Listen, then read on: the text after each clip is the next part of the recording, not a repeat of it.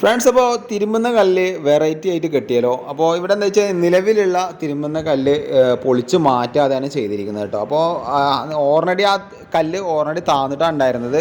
അപ്പോൾ നമ്മളൊരു 3 വരിഷ്ഠ വെച്ച് കെട്ടിയിട്ട് അതിൻ്റെ മുകളിൽ കരിങ്കല്ലിൻ്റെ സ്റ്റോൺ, ടൈൽസിൻ്റെ സ്റ്റോൺ ആട്ടോ. അതായത് നമ്മൾ സാധാരണ കരിങ്കല്ല് മാർബിളൊക്കെ വരുന്ന പോലത്തെ ഗ്രിപ്പുള്ള സ്റ്റോൺ നമുക്ക് ഷോപ്പിൽ പോയാൽ കിട്ടും. അതേപോലെ തന്നെ ഇതിനെ നമ്മൾ സ്ക്വയറിലാണ് ഈ വെള്ളം സ്റ്റോർ ചെയ്യാൻ വെച്ചിരിക്കുന്നത്. പലയിടത്തും നിങ്ങൾ കണ്ടിട്ടുണ്ടാവുക റൗണ്ടിലായിരിക്കും. നമ്മൾ നേരത്തെ ചെയ്ത വീഡിയോസിലും കാണാൻ പറ്റും.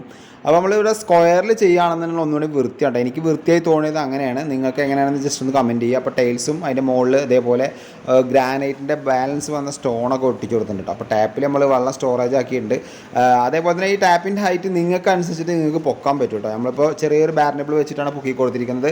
അതേപോലെ തന്നെ എല്ലാ പണിയും കഴിഞ്ഞു. ഇതിൻ്റെ ബാക്ക് വാഷ് ചെയ്യാൻ വേണ്ടിയിട്ട് ഒരു 1.25 ഇഞ്ച് പൈപ്പാണ് ഇട്ടിരിക്കുന്നത് കേട്ടോ. അപ്പോൾ ടാപ്പ് പോയിൻറ്റിന് നമ്മൾ ഇതേപോലെ തന്നെ ഒരു 3/4 ഇഞ്ച് പൈപ്പ് കൊടുത്തിട്ട് വാൾവ് വെച്ച് സെറ്റ് ചെയ്തിട്ടുണ്ട്. മറക്കാതെ ഈ വീഡിയോ ഷെയർ ചെയ്യാം.